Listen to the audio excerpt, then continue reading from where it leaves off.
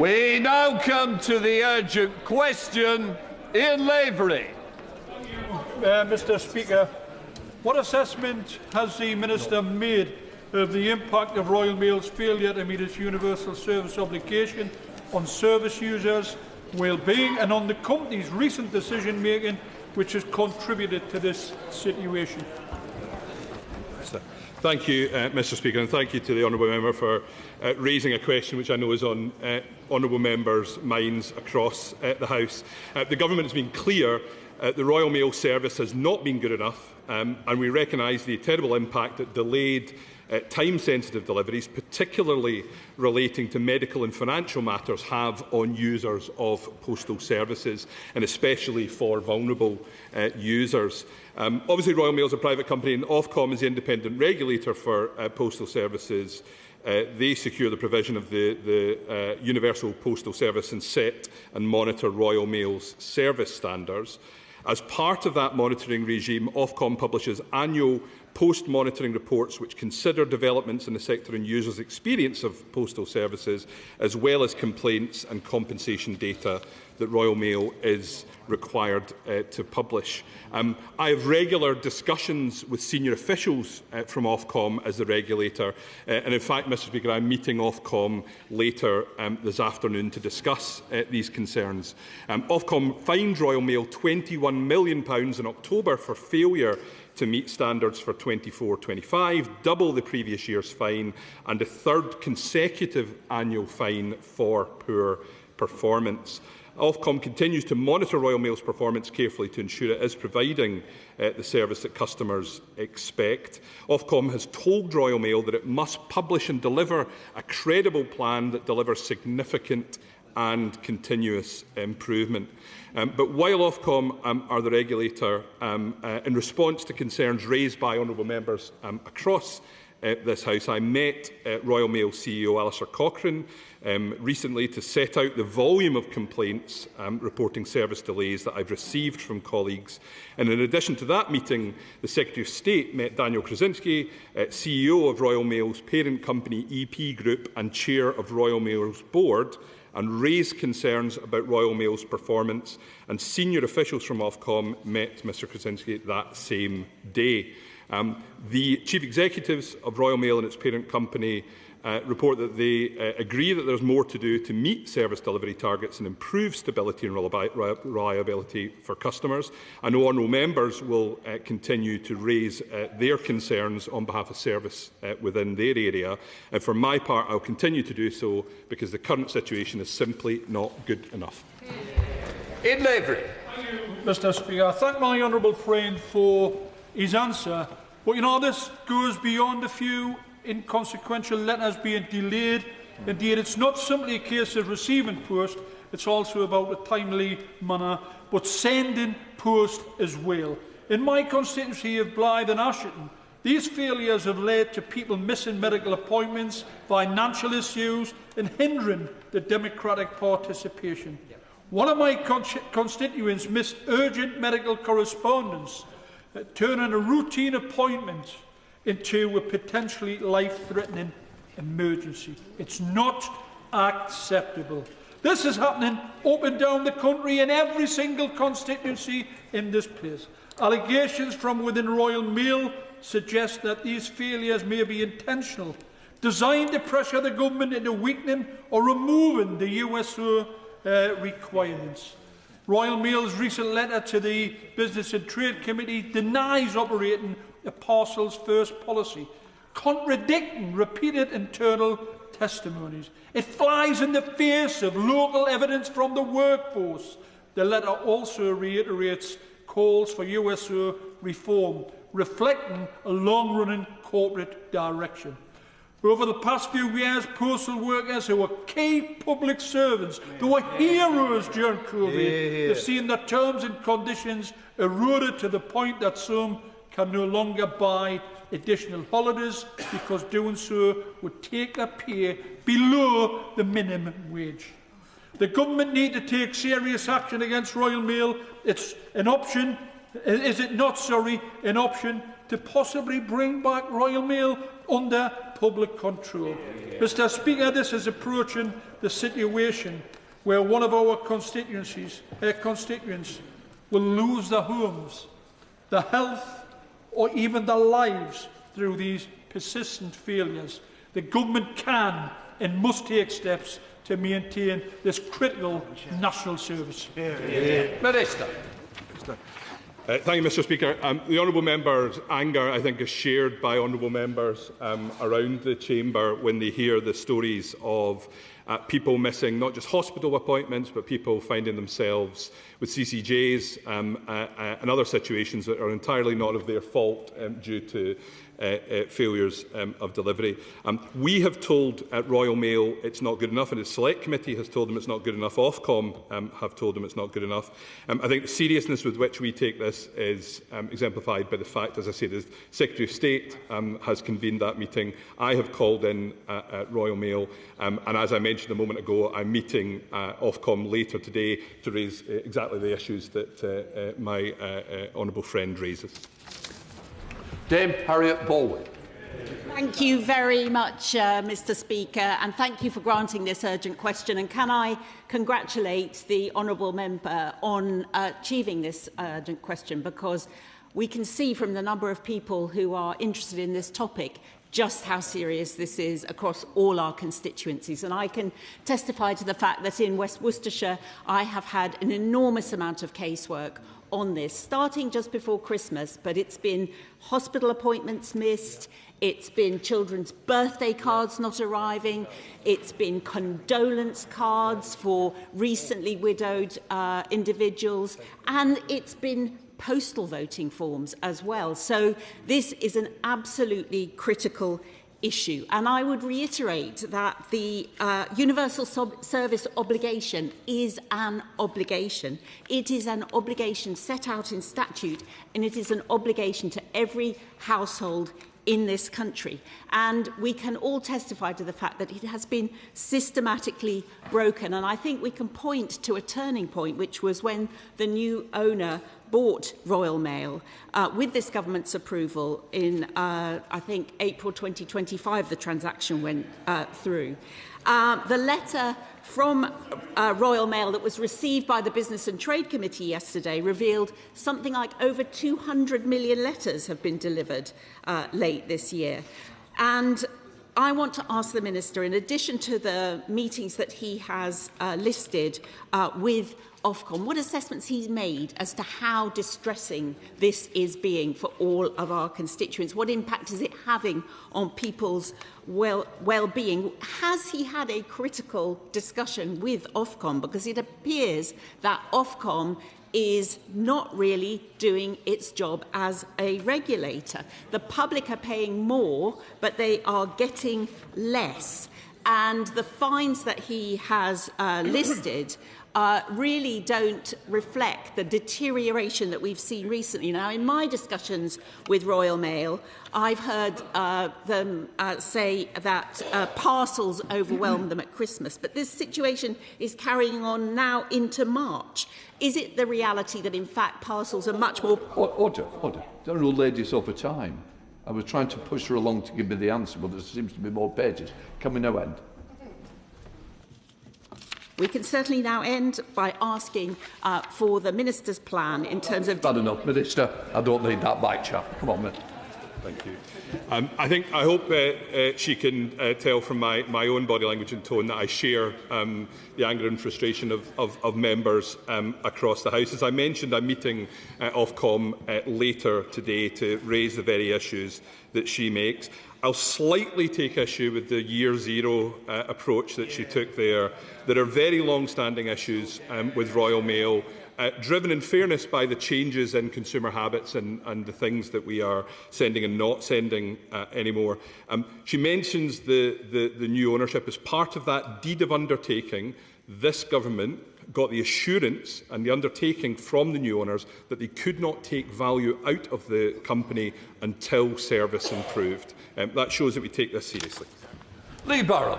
Thank you, Mr. Speaker, and I'll refer members to my register of interest. It's not just the customers who are rightly angry, it's postal workers as well. because they take pride in their job. They take pride in the service that they give. Last time I was in Corby delivery office, 6 deliveries never went out that day. The time before that, a postal worker volunteered to cover his own delivery on his day off, was told he couldn't. When he went back in the day after, the work was still there, the delivery hadn't gone out. We've now got a 2-tier workforce leading to a recruitment and retention crisis, and it's a standing joke in the job that if the quickest way to get a letter delivered is to put it inside of a parcel. Would the Minister agree with me that instead of imposing top-down changes by people who have never done the job before, they should now listen to their workforce, sit down with the union and sort this mess out? Minister. Thank you. My honourable friend gives me the opportunity to do what I've not done so far, which is to say that whatever criticisms honourable members across the House have, it's in no way a critique of the work of our heroic posties up and down the country. I mentioned earlier on the Secretary of State brought together management and unions. That it's a private company. We're not seeking to insert ourselves and to become mediators, but that was a signal of how seriously we take this and how seriously we take the need for them to come together and address, through mutual understanding, exactly the issues that my honourable friend raises. Olney Liberal Democrat spokesperson. Mr Speaker, in each year since 2023, Royal Mail has been fined by Ofcom over delivery delays. It amounts to nearly £40 million. And following recent announcements, it wouldn't surprise me if they're fined again in 2026. When Royal Mail were reprimanded in 2023 and 2024, their leadership promised that reforms would be made to improve their services. But following the £21 million fine in October 2025, the company said it couldn't publish its improvement plan until negotiations with the Communication Workers Union concluded. The takeover of Royal Mail, which this government supported, seems to have done nothing to improve the service so far. Over the past several years, an average of roughly 1 in 4 first-class stamp letters arrives late. And now recent reports suggest that 219 million letters may arrive late this year. These letters are sometimes urgent and hold important information, so it is clear that Royal Mail are repeatedly failing to meet their universal service obligation, but despite this, their stamp prices have consistently risen. This includes next month's planned rise of 10p in the cost of first-class postage, taking the cost of a stamp to £1.80. The sorry saga of Royal Mail has gone on for far too long. Would the Minister tell me whether he believes the British public should be paying more for their postal service, despite Royal Mail repeatedly failing to deliver their letters on time? Thank you, Mr Speaker. Paying more for postage is obviously part of the journey towards financial sustainability for Royal Mail as a critical piece of national infrastructure. But I absolutely agree with her that if our constituents are paying more for their stamps, they expect those letters to arrive. And it's not good enough if they aren't. She mentions Ofcom. As I said, I'm meeting with them later on. They have required from Royal Mail that improvement plan. We think that's long overdue, and one of the issues that I will be raising with Ofcom later on is progress with that improvement plan. Well, Speaker, I refer the House to my register of interest as a proud son of a local postie. We know this isn't the fault of the workers. We know that they are working day in, day out to get these letters out, but we know they are being told to prioritise parcels. I tried to go into my mail centre just before Christmas, as many do. Mr Speaker, I know you do the same, but I was denied. An excuse was given and it's never been rearranged. Workers in there came to me and said they are trying to hide how bad it is in that mail centre from you as the local MP. So will the Minister outline to the House and to my constituents how we can turn this around? And I fundamentally disagree with the honourable member saying that this started with these new owners. This started from privatisation. End of. But how can we get this back on track? And can the government look at nationalising this service so our residents can get the letters that they desperately need for their appointments? Well, Minister. So I'm troubled to hear that he's not been allowed access to talk to his local sorting office. I think all of us have a staple in our diaries to go and visit the sorting office at Christmas or at other times of the year, and it's a really important part of the job as an MP. And I think he references something else, which is the anger that the posties themselves feel at this. This is not just a job for them. They feel that this is a service, and they, as much as anyone else, recognise that this is simply not good enough. On the issue of the prioritisation of parcels, Ofcom had examined this a few years ago and had found that there wasn't evidence of it as a policy centrally. But I've heard from so many members stories about the prioritisation of parcels, and so it's something I intend to raise with Ofcom later this afternoon. Thank you, Mr. Speaker. I did meet the Minister some weeks ago, and I did suggest to him he might have to come back to the House if the Royal Mail had not improved their services. But can I thank you, Mr. Speaker, for granting this urgent question? Can I also thank you for granting the Westminster Hall debate next week on the 18th, tabled by another member? Mr. Speaker, you will know I raised this issue on the 30th of January as a point of order, and clearly the problem has got worse rather than better. I'd like to put on my record my thanks to all the posties. I think the whole House would like to thank all the work that they do in all of our constituencies. And this has had a huge social and economic impact on individuals throughout our constituencies. But what concerns me, to be fair, is the Minister has referred to can't intervene on a private company and is, of course, an independent regulator. So what can the Minister do? And if there's nothing he can do, perhaps he'll be coming back in a few weeks' time to repeat there's nothing he can do. But how does that help people that are waiting for medical results and other important information? It's a very fair question. In terms of our action, as I mentioned, the Secretary of State brought together the ownership and the management to stress the need to get an agreement, to get the USO reforms and to get the service standards improved. These things are all connected. I myself have obviously stressed in no uncertain terms my own dissatisfaction with current levels of service. On NHS letters, myself and colleagues in the Department for Health are pressing to make sure that more NHS bodies take advantage of the barcode system to make sure that those letters are prioritised. So it is a private company, but we are exercising the pressure that we can to ensure that standards are improved. Melanie. Thank you very much, Mr. Speaker. My understanding is that letters must not be treated less favourably than parcels, but that absolutely is the case at the moment with internal Royal Mail targets, and that is the case at my Fotherby Street sorting office in Grimsby. The tracked first policy is in place that means that parcels do take priority. Letters and non-tracked mail is then not prioritised. So first and second class cards, letters, etc. They are left sitting in frames for days and weeks. That builds up, as we've heard from other members today. There is also an issue about route revisions becoming issues for our posties, some of whom are regularly walking 30 to 40,000 steps a day. That is causing exhaustion, injury and illness. Now, my question is, it is not acceptable in any way for the government to say it cannot do anything. What is the government going to do to force Ofcom to take action that will really get things moving and change this policy that leaves people's letters sat in their frames for days? Minister. There's frustration that my honourable friend voices about the disconnect from what she's hearing from local sorting offices compared to what is stated as a company policy.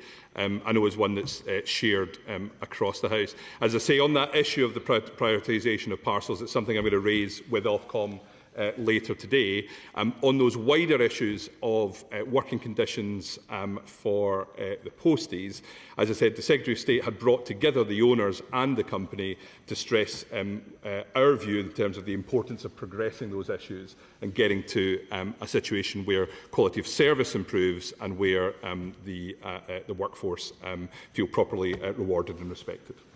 Simon Hall. Speaker, the postal delivery landscape is a fast-moving one, as the Minister will recognise, and I suppose as evidenced by the fact that in Denmark very recently they have ended entirely their postal service. Everybody now has to just use a private courier. What weight does he put on the words of Royal Mail, that they recognise the problems and are working hard? Does he take that in good faith? And a critique from Royal Mail who clearly recognise that there are problems, is that sometimes the slow speed of response from Ofcom to suggestions from Royal Mail, which are disjointed from the fact that this is a very fast-moving landscape in a very competitive sphere. So when he meets Ofcom this afternoon, could he urge them to speedily respond to try to progress issues as they manifest themselves? Minister. I thank him for that helpful and practical suggestion. I'll certainly add it to the agenda of the meeting later on and report back to him on the outcomes of those discussions. Ms. Twist. Thank you, Mr Speaker. I thank my honourable friend, the member for Blyth and Ashington, for raising this UQ, because, as he will know, it's an experience that too many constituents are suffering from.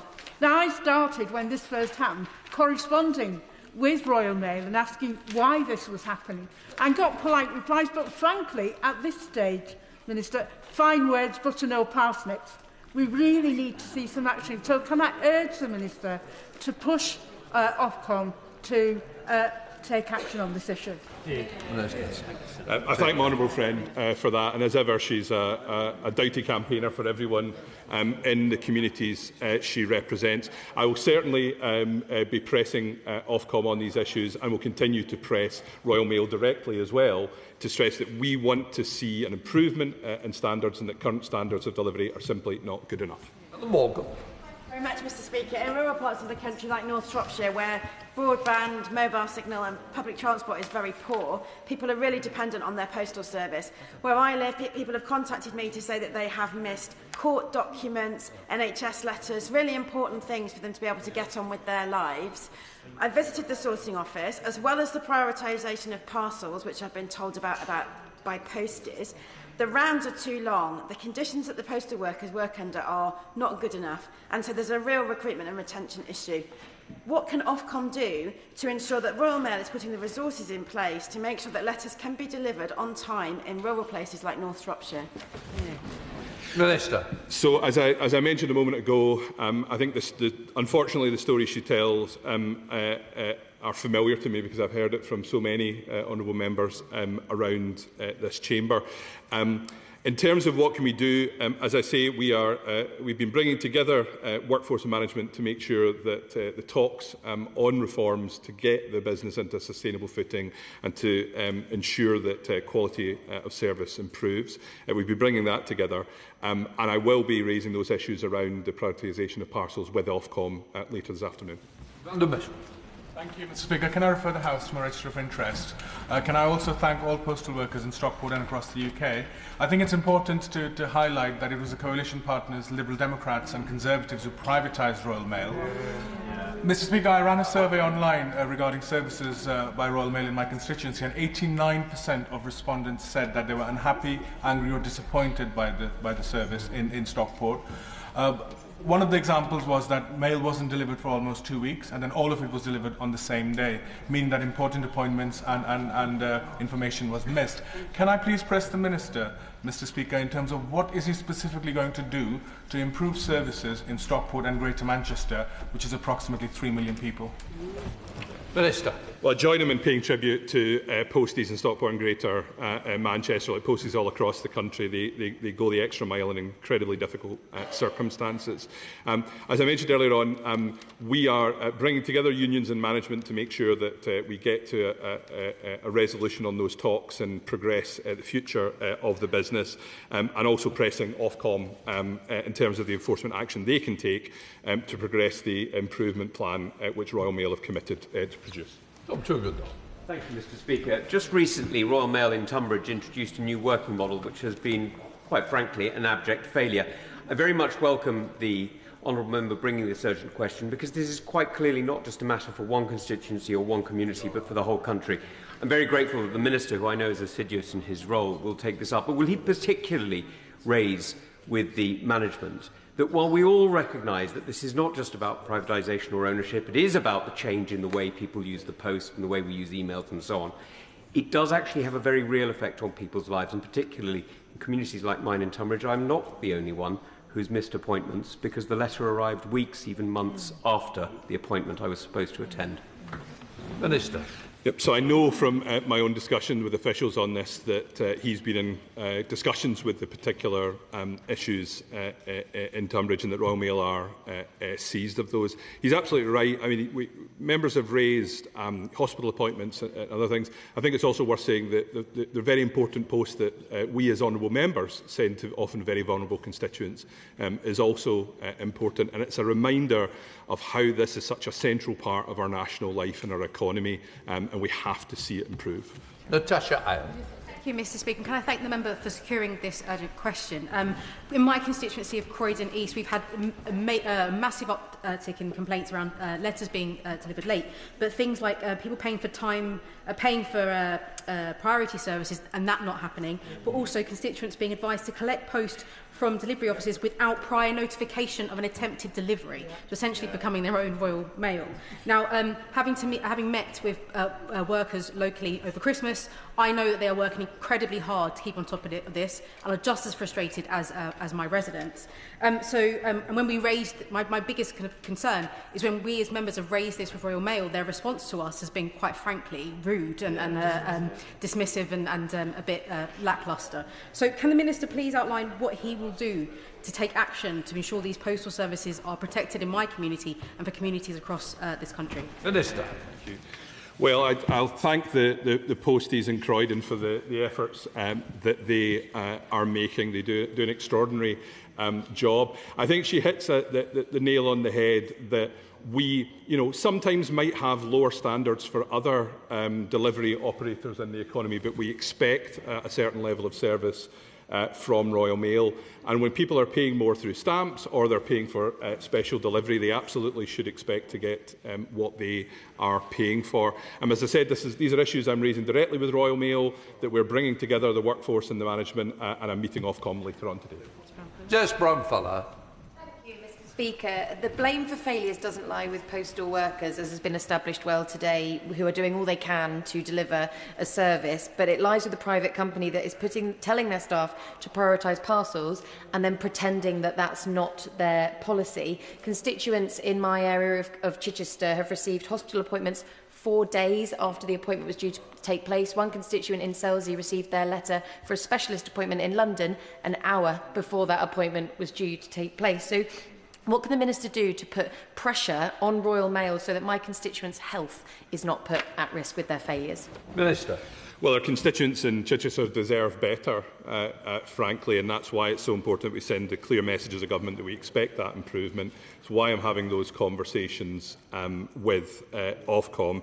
It's also why, when the new ownership took over Royal Mail, we received that undertaking that they would not be able to take value out of the company until they improve, to try to ensure that there is an incentive for them to do better. Thank you, Mr. Speaker. The Communications Workers Union report on chaos and demoralisation amongst its members as a result of the imposition and poorer paying conditions for posties and the company's decision to prioritise potential job cuts over service when it comes to USO reform. Can the Minister outline what the Government is doing to ensure the Royal Mail customers and workers are not made to pay the price of the mismanagement of our postal services, including utilising any powers allocated to the golden share? Minister. Well, as I said a moment ago, when the new ownership took over, part of that deed of undertaking was that we would not allow them to remove value from the company until service improved. In terms of those negotiations and the impact on the workforce, obviously these are negotiations between the workforce and management, but I think the fact that the Secretary of State has been convening these meetings shows that we take this very seriously and it's a priority for our department. Thank you, Mr. Speaker. Like other honourable members, many of my constituents across Chester South and Edinburgh have been in touch about the poor levels of mail service. One constituent in Kelsall actually reached out to Royal Mail themselves after experiencing deliveries once per week at best, only to receive a reply from Royal Mail stating that service levels in our area are good. Yet that same constituent later received a hospital appointment letter after the hospital appointment itself, which is certainly not good. So does the Minister share my concern that Royal Mail appears to be dismissing legitimate complaints while failing to meet their universal service obligation, and what more can be done to hold Royal Mail to account? Thank you. Well, she's previously pressed me on another aspect of postal services, the availability of post offices in her constituency, and she continues to campaign for her constituents. I can say I share the frustration in any situation as a Member of Parliament where you raise a concern and you're told everything is actually fine and not to worry about it. And it's precisely because I share that concern that I'm having that meeting with Ofcom later on today. Mr. Speaker, well, the Royal Mail excuses are wearing very, very thin, aren't they? I have constituents who are going to the sorting offices and being presented with piles of letters, weeks' worth, and I have other constituents who, when their letters are being delivered, they're getting those same piles delivered in one go. So the Minister talked about Ofcom. I think he said he's meeting them today. Can I ask him then, does he think the regulator needs additional powers? Because it's very clear from his answers so far, and the fact we're still here today, after months of this going on, that something isn't working. So can I encourage him to consider whether the regulator needs more and what he can do as a result of that? Minister. I'll certainly talk to the regulator later today in those terms and ask that question. As I say, I think this is a business that's regulated through Ofcom, but where government has power, we are taking it. As I mentioned a moment ago, for example, within that deed of undertaking that the company have made, our insistence that they cannot strip money out of the company until service improves. Brendan O'Hara. Thank you, Mr. Speaker. Whether it's the failure of Royal Mail to meet its USO or the skyrocketing price of heating oil, it seems that rural communities such as my Argyll, Bute and South Lochaber constituency are most impacted. We're all agreed that despite the often heroic efforts by the workforce, the service provided by Royal Mail management is totally unacceptable. The Minister knows we are 60 days from a Scottish parliamentary election in which 1 million people will vote by post. How confident is he that Royal Mail will be able to cope, and what measures is he putting in place to ensure that they do? Well, Mr. Speaker, with relatives in the most remote parts of Scotland myself, I know that for the rest of us this might be an inconvenience. For rural customers in particular, it can be the stripping away of a lifeline.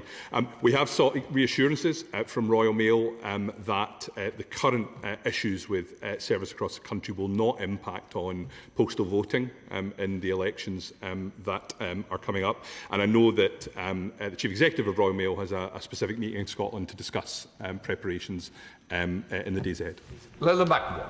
Thank you, Mr. Speaker. I'd like to put on record that despite testimony to the contrary, it is Darlington's postal workers who are in fact the best in the country, and they deliver their service to the best of their abilities. But they also provide a social service, reaching residents where they're often only the only visit that resident gets. I want to draw the Minister's attention to two cases that have been brought to me from constituents which have been quite shocking.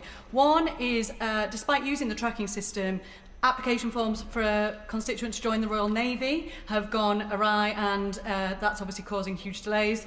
And the second one is that one of my constituents successfully gained compensation from Royal Mail for a late delivery, but the cheque, which was sent in the post, bounced. So I'd like the Minister to allay some of the fears that we've got around the crucial public services and the communication via post going out from our departments and arm's-length bodies. Thank you. I think that's a very late delivery. Just to help everybody, I'm going to finish at 12:30, so let's help each other by being speedy. And the Minister's going to show me how he can reply quickly. I am. She makes a really important point, although I noticed that everything seems to be the best in her constituency. It's not just missed post, it's missed opportunities like the one that she describes, and that's exactly why we're going to continue to pressurise directly and through the regulator to improve the service in areas like hers. Thank you, Mr. Speaker. Posters in my constituency have reported to me that one of the most serious problems is staff absence because they've been overworked and therefore they go off sick. And those deliveries do not take place. And the final straw for my constituents was when one of my constituents received a Christmas card on the 28th of February that had been franked before Christmas. So clearly there's a serious problem here, not just in rural areas, but in suburban areas as well. So could I ask the Minister, seek an urgent action plan on getting this right from Royal Mail, because otherwise we're going to be back here in another month's time with the same problem. Minister. He could be mistaken for being a CWU trade union official there. I'll get.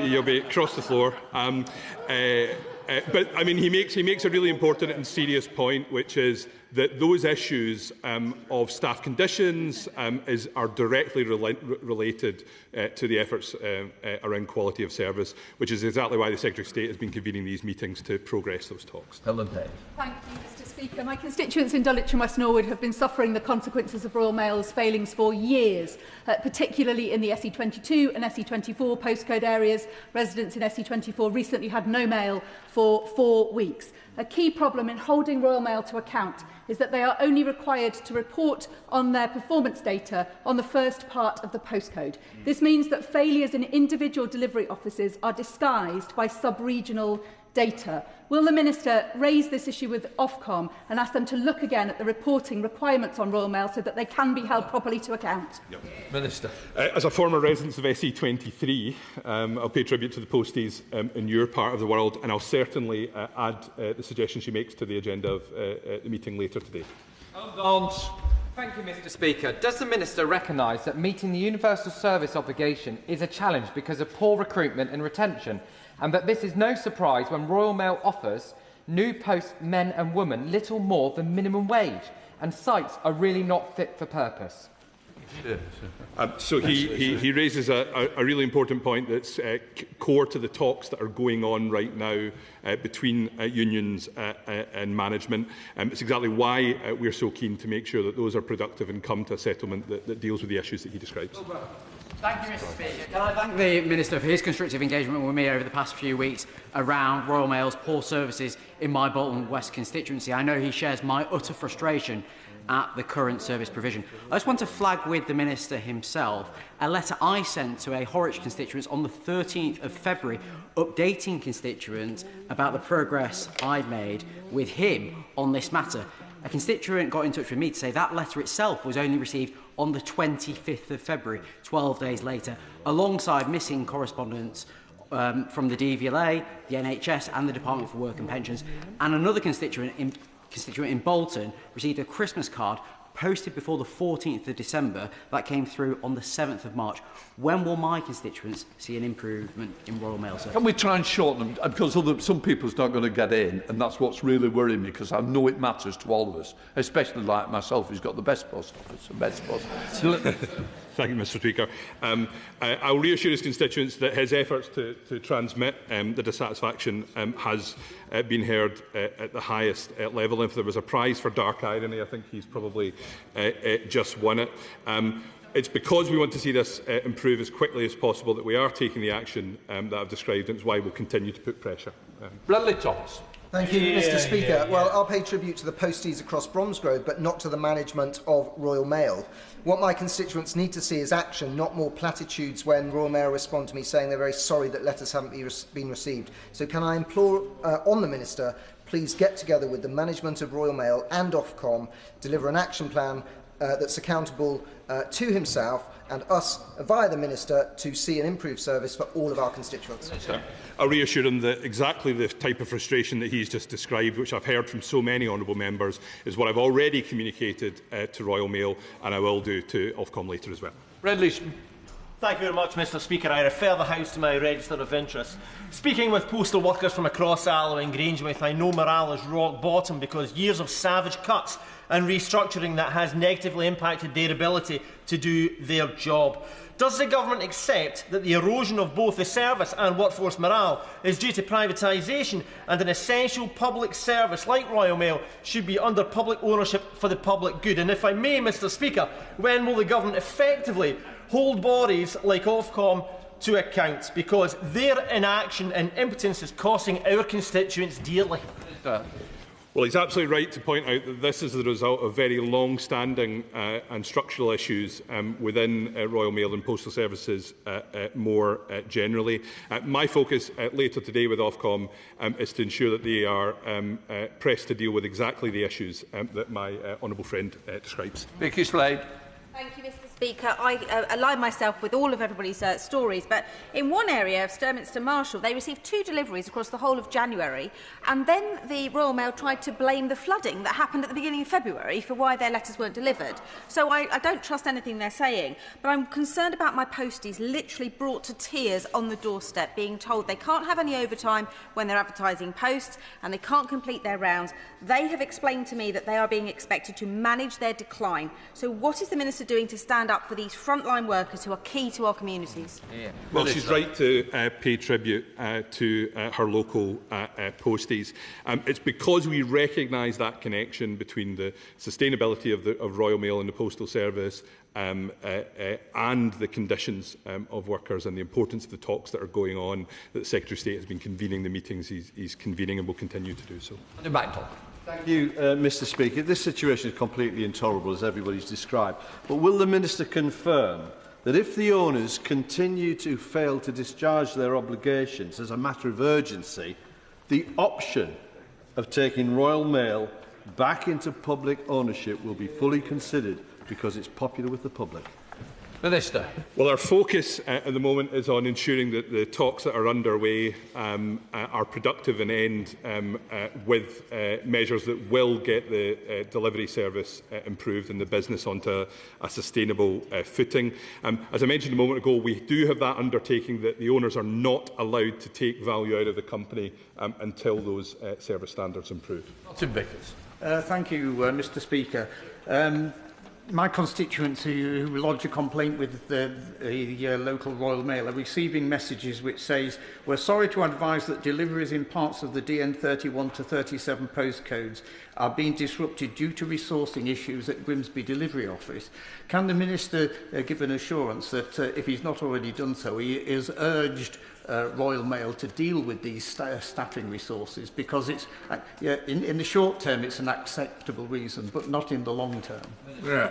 Whenever honourable members raise local delivery issues with me, I do raise it through officials directly with Royal Mail. I'll certainly do so in his area because his constituents deserve a better service. Lizzie Collins. Thank you, Mr. Speaker. People across Morecambe and Loonsdale are suffering from late Royal Mail deliveries, and in fact one constituent was told by a frustrated, overworked postie that second-class letters were being delivered once a week at most. So can I ask the Minister what steps he's taking to address this problem? Minister.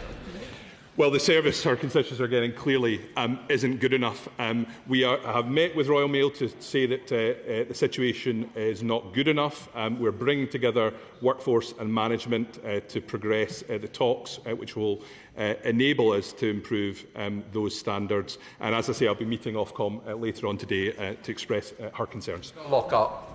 Mr. Speaker, my criticism is of Royal Mail senior leadership. It's certainly not of our local posties. In Upperban, they are indeed excellent. And also to my liaison officer in Royal Mail, who has gone above and beyond to get information flowing. Staff are at breaking point. Absences and gaps. We have 10 vacancies in Banbridge Depot. Letter delayed, you know the score. The big issue is hospital letters. Can you liaise with the Trust in Northern Ireland? Minister. Yes, and I will raise the issues with Banbridge Sorting Office directly with Royal Mail. And in addition to the work I'm doing with the Department for Health, I'll make sure that we are having that conversation with health bodies in Northern Ireland. Thank you, Mr. Speaker. Given the government used the National Security and Investment Act to extract a golden share because it considered Royal Mail to be national critical infrastructure, I do find it slightly odd that we then, having recognised the importance, think there's nothing we could do.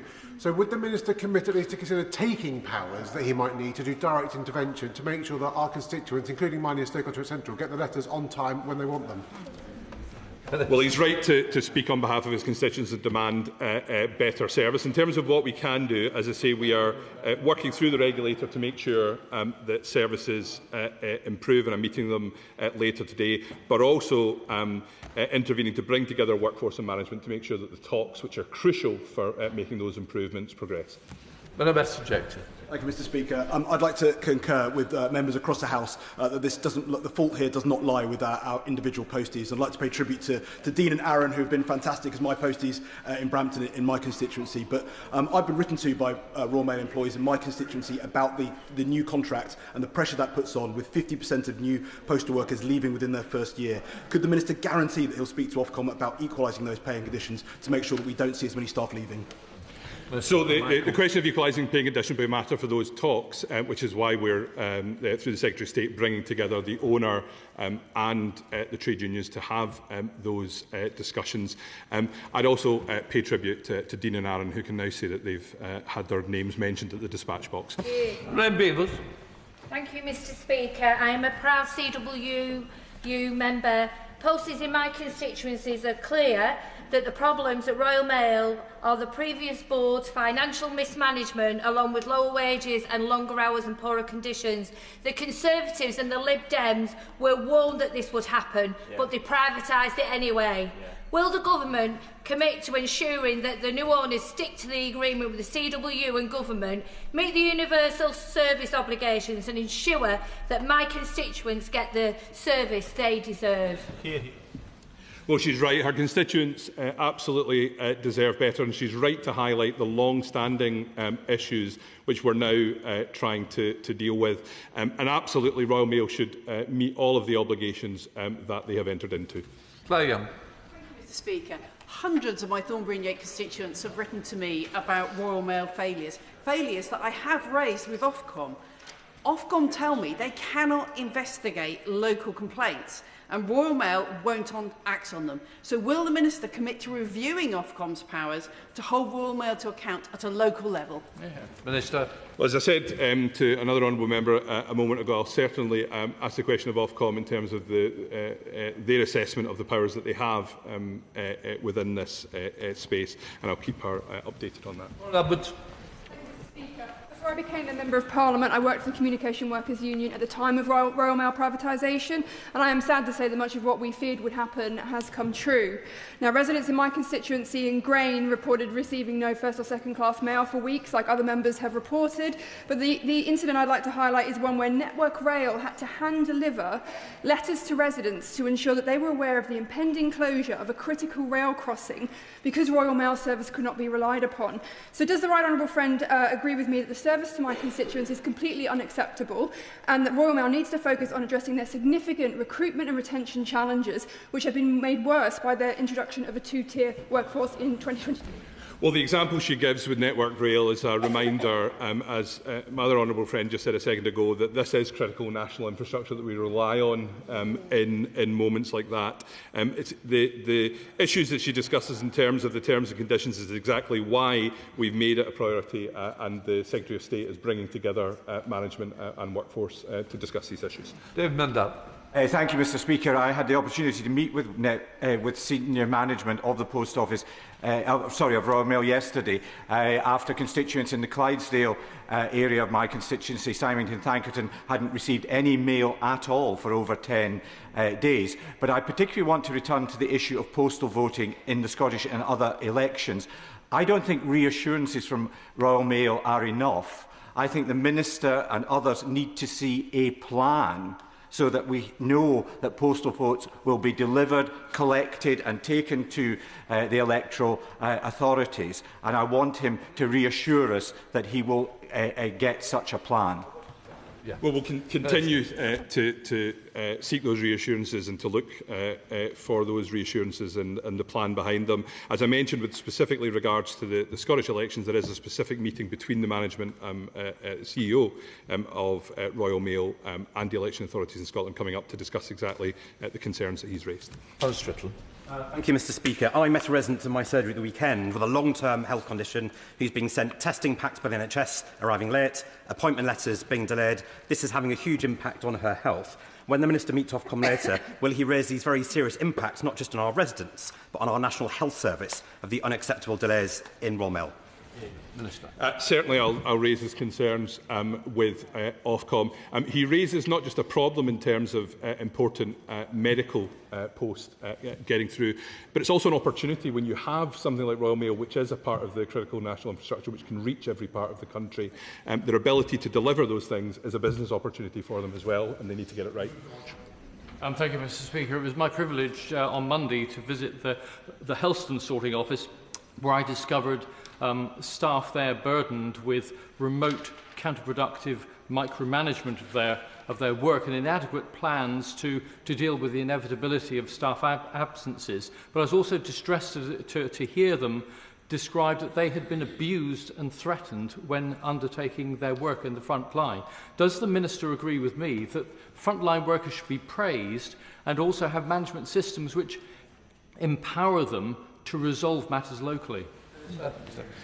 Well, I think you can tell from the comments around the House how much respect and affection there is for posties around the country, and I'm disturbed by what he describes there. Ultimately, the only sustainable future for Royal Mail will be from bringing together a workforce who are really passionate about what they do with a management who are seeking to get the company into a financially sustainable position. And that's why we are prioritising the talks that are going on at the moment. Alex McIntyre. Thank you, Mr. Speaker. Gloucester residents have been let down by Royal Mail for years. They're prioritising parcels over post and profits over our posties. I've got a visit to Gloucester North Delivery Office on Friday, and I was shocked to find out from the front lines that they're offering overtime to clear the backlog before I get in there to visit them. Ofcom have proven to be utterly toothless in this. They are not regulating properly, and Royal Mail are baking those fines into their business plan. So what more can we do to give Ofcom the bite that they need to improve service for Gloucester residents? Well, my honourable friend has been a constant campaigner and constantly in my ear on these issues on behalf of his constituents. As I said, later on today I am talking to Ofcom about their role in this, and I'll keep my honourable friend updated on it. Thank you, Mr. Speaker. Residents across my constituency of Sutton and Cheam, particularly the SM1, SM2 and SM3 postcodes, have been reporting issues with their deliveries for years. Local social media is full of people reporting one-day-a-week deliveries, asking which other roads this is occurring on. I visited my delivery office for the last 2 Christmases, meeting hard-working posties who've just been let down by the system. I'd like to particularly shout out to Timmy, who's been delivering my road for decades and is approaching retirement, so congratulations to him. Can the Minister please add Sutton to the list of his agenda this afternoon, and also report back next Wednesday to the Westminster Hall debate, which I imagine he'll be coming to, with clear actions from his meeting this afternoon? Well, I'll also pay tribute to Timmy and thank him for his years of service. It's exactly because it's a service full of people like him who are passionate about their job that we need to ensure that Royal Mail has the reforms and the improvements in quality of service. Thank you, Mr. Speaker. His wife's jury service letter arrived too late for her to defer. Colin from Britain had a hospital letter arrive 3 days after the appointment, and Michael from Rugeley waited weeks for a new debit card. These were first-class letters, so planned reforms to the universal service obligation wouldn't have made much of a difference. Will the Minister impress on the leadership of Royal Mail the human impact of these delays on posties and residents? Minister. Well, he makes a powerful case for how delays and failings in Royal Mail standards impact on so many different aspects of his constituents' lives. And I'll certainly use those examples when I next meet with Royal Mail. Jim Shannon, briefly. Thank you. Minister, I want to make a quick point about hospital appointments. When you miss your hospital appointment, you go to the back of the queue. You start again. You might wait another 2 years. So whenever the Minister has his meeting with Royal Mail today, can I ask him to convey to Royal Mail to have meetings with them and the Health Trust and the patient groups as well, and the Northern Ireland representative, to ensure that those who miss appointments due to delays in the Royal Mail will not be disadvantaged, because quite clearly they are at this moment. Well, he makes a really important point. As I mentioned a moment ago, we are working with the Health Department here to make sure that as many as possible health bodies take advantage of that barcode service that's available to make sure that they get through. And I'll certainly make sure that the issues that he discussed are raised in Northern Ireland. Alex Mayer. Thank you, Mr Speaker. Lots of letters are late. One that stood out to me, a constituent raised, was about a parking fine, and that by the time it had arrived, had almost doubled in price. The Royal Mail locally tell me that they're recruiting 12 new postal workers, but if that doesn't fix it, what should we try next? Minister. Continue to speak to me. She grabbed me at the votes the other night about local Royal Mail issues, and I know she'll continue to do so. Steve Race. Thank you, Mr Speaker. Many of my residents and fantastic posters in Exeter have raised exactly the same concerns as other people in the House today. Can the Minister give an assessment of how he thinks Ofcom has dealt with this so far, and does he have confidence in Ofcom to get a grip on this issue? Minister. Well, we rely on Ofcom as the regulator of Royal Mail, and that's exactly why we're having this meeting later today to discuss what more they can do to deal with the very obviously widespread concerns that exist across the House about quality of service.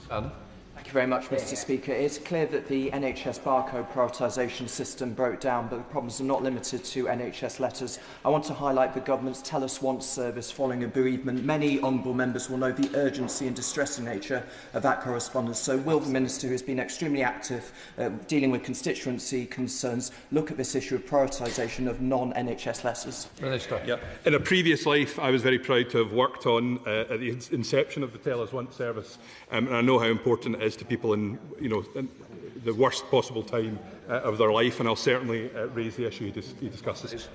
Thank you, Mr Speaker. As the Labour Member of Parliament for Bournemouth East, I stand by my postie here in the House of Commons, and I thank them for their dedication and their diligence, something that stands in sharp contrast to the management of the Royal Mail.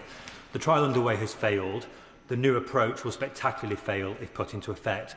Will the Minister, when he meets later with Ofcom and again with the Royal Mail, say that he will not stand for the Royal Mail becoming yet another gig economy parcel courier that exploits its employees and lets down customers?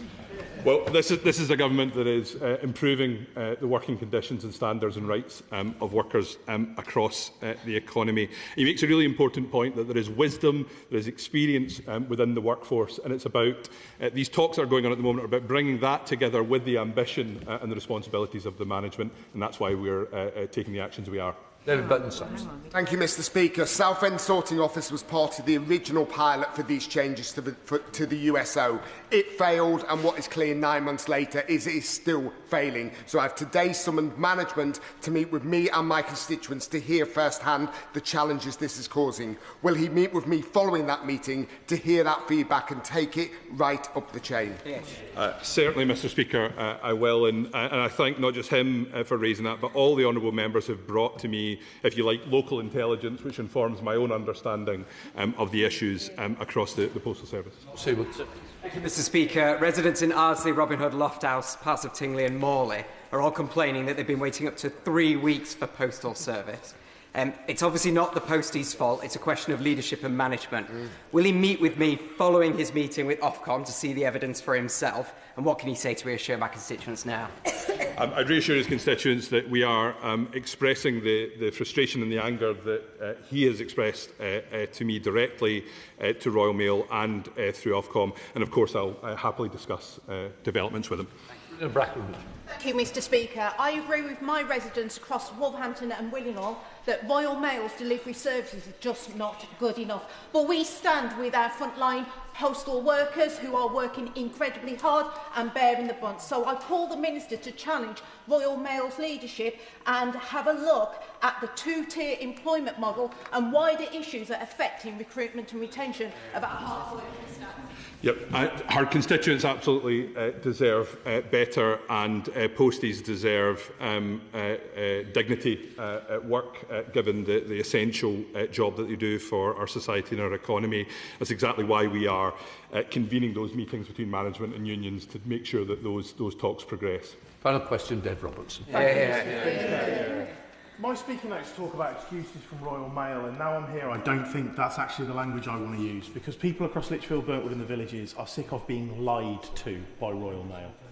I met Royal Mail just before Christmas to complain to them about the total lack of a postal service that we had in Lichfield. We were probably the worst area in the country at that point. I was told when I had that meeting that all of the first-class mail went out last week. That is a lie. It is an absolute lie, because my constituents told me. Now, Royal Mail clearly don't have a handle on this. They are either not measuring their performance or they are covering up their performance. So I would ask the Minister to use that golden share that we have to force Royal Mail to be honest, fess up and fix it.